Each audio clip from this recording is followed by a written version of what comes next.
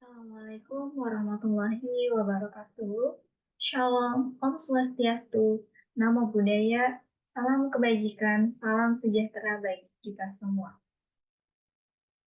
Yang terhormat, Ibu Lila Katra Kastara, selaku dosen pengampu pada mata kuliah, metode penelitian, serta teman-teman yang berbahagia. Saya Ria Citra Hardiman, merupakan mahasiswi Universitas Horizon Indonesia dengan NPM 4337857121 Program Studi Sistem Informasi. Pada kesempatan kali ini, saya akan mempresentasikan mengenai jurnal implementasi metode SDLC pada aplikasi pengelolaan data laporan bulanan kegiatan puskesmas.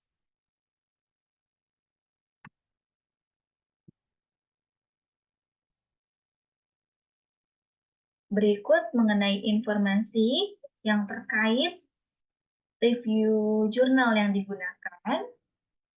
Adapun topik bahasan, yang pertama adalah permasalahan atau latar belakang, lalu yang kedua ada tujuan, metode penelitian, hasil pembahasan, dan yang terakhir adalah kesimpulan.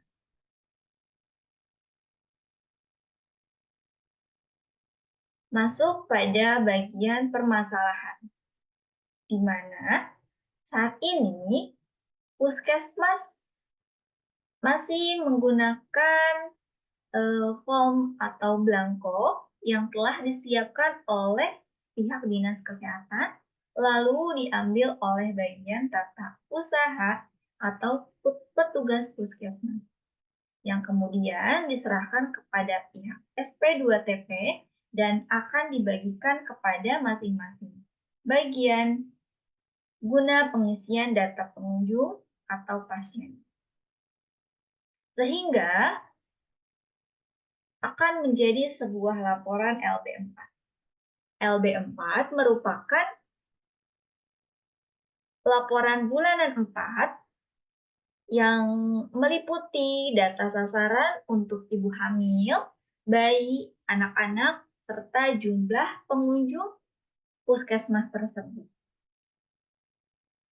Perhitungan rekap data yang masih secara tertulis atau manual, sehingga menjadi kelemahan proses pembuatan laporan LB4 tersebut. Karena data yang ada belum diolah secara terkomputerisasi, sehingga data tersebut tidak atau belum terintegrasi dan belum menggunakan perhitungan yang otomatis. Dan kelemahan tersebut menjadi sangat rentan terhadap kesalahan perhitungan. Maka dari itu, penulis membangun atau merancang aplikasi desktop dengan menggunakan metode System Development Lifecycle atau sering disebut dengan SDLC.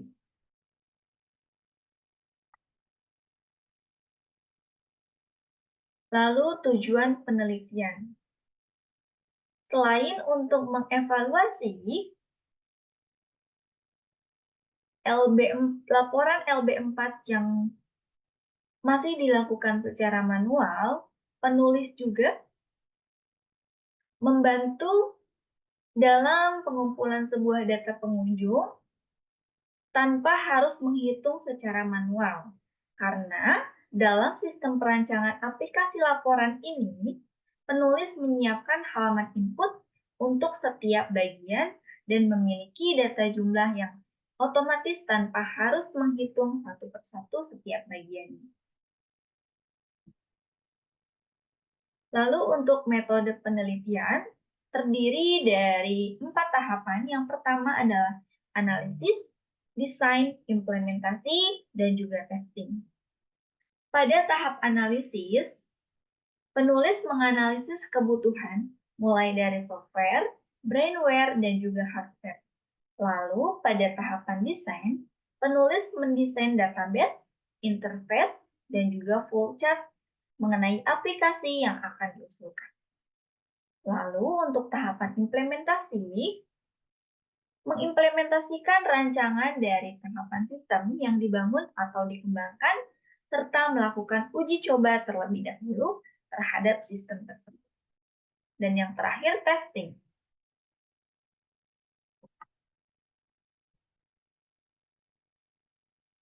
Tahapan analisis. Penulis mendefinisikan mengenai beberapa kebutuhan dan kegunaan hardware. Mulai dari yang pertama adalah laptop sebagai media untuk memproses laporan LB4, lalu ada memori untuk menyimpan data pengunjung, dan juga ada printer untuk mencetak laporan LB4 tersebut. Lalu ada kebutuhan software. Yang pertama adalah sistem operasi untuk mengontrol kegunaan perangkat keras yang digunakan oleh penulis. Lalu ada bahasa pemrograman, di mana untuk perancangan aplikasi tersebut. Selanjutnya ada konektor untuk mengkoneksikan bahasa pemrograman ke dalam database, lalu ada web server untuk membuat dan mengelola isi dari database tersebut. Di sini penulis menggunakan database XAMPP MySQL, lalu ada browser Google dengan menggunakan Chrome untuk membuka database, lalu ada cetak laporan untuk mendesain laporan LBM. Dan untuk brandware-nya sendiri adalah membutuhkan pengunjung, petugas setiap bagian, serta SP2TP. Nah, SP2TP ini, teman-teman, merupakan sistem pencatatan dan pelaporan terpadu puskesmas. Selanjutnya pada tahapan desain, di mana penulis membuat flow chart mengenai aplikasi yang diusulkan. Dimulai dari petugas bagian, lalu pengunjung memberikan identitasnya berupa KTP, lalu petugas bagian akan login dengan memasukkan username dan password-nya.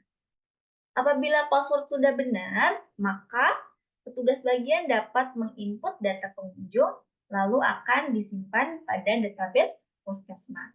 Selanjutnya akan dikirimkan kepada SP2TP, di mana SP2TP ini login ke dalam sistem dengan username dan password, lalu mengecek rapot atau laporan setiap bagiannya, lalu SP2TP ini dapat mencetak laporan dan selesai. Dan untuk tahapan desain pada bagian interface, di sini contohnya saya mengambil salah satu merupakan interface dari login, di mana terdiri dari user login, dan disesuaikan dengan bagiannya masing-masing, lalu memasukkan password. Setelah itu, desain database, di mana di dalam sistem ini memiliki 11 tabel yang hanya berelasi dengan satu tabel. Tabel-tabel tersebut terdiri dari kunjungan puskesmas, rawat tinggal, olahraga, penyuluhan masyarakat, dasar kesehatan gigi, kesehatan lingkungan, kesehatan masyarakat, kesehatan sekolah, pelayanan JPKM, laboratorium, dan juga tabel LB4 yang dapat merelasikan semua tabel. Selanjutnya tahapan implementasi. Berikut merupakan tampilan dari sistem laporan bulanan di puskesmas.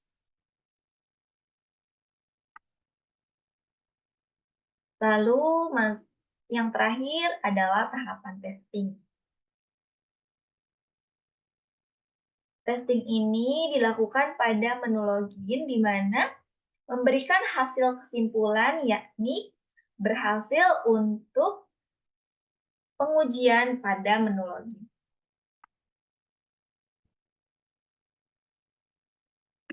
Hasil pembahasannya, proses pembuatan laporan LB4 masih menggunakan lembaran blanko yang diisi oleh masing-masing bagian terkait.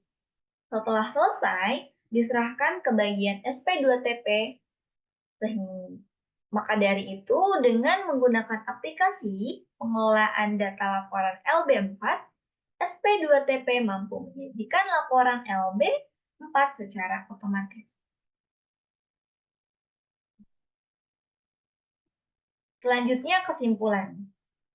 Dapat disimpulkan, dengan adanya aplikasi pengelolaan laporan data bulanan kegiatan atau LB4 yang telah dibuat dengan menggunakan metode SDLC oleh penulis dengan menggunakan Visual Basic dengan database MySQL, mempermudah petugas LB4 dalam proses pengelolaan data laporan bulanan kegiatan, khususnya pada bagian petugas LB4 dan juga SP2T, sehingga dapat mengurangi terjadinya kesalahan dalam memasukkan data dan penjumlahan data kunjung.